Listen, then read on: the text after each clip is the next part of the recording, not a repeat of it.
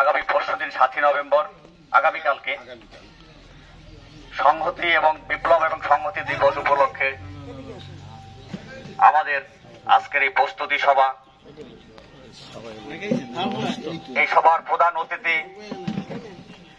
বাংলাদেশ জাতীয়তাবাদী দল BNP senior যুগ্ম আহ্বায়ক যারা আফরোজা খানম নাসরিন,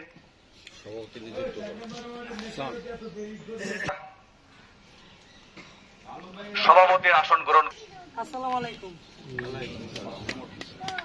আমি উক্ত প্রস্তাব সমর্থন করলাম।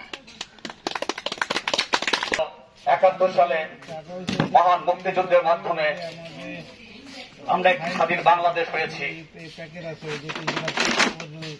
আমাদের বাংলাদেশ সৃষ্টির পেছনে যার অনবদ্য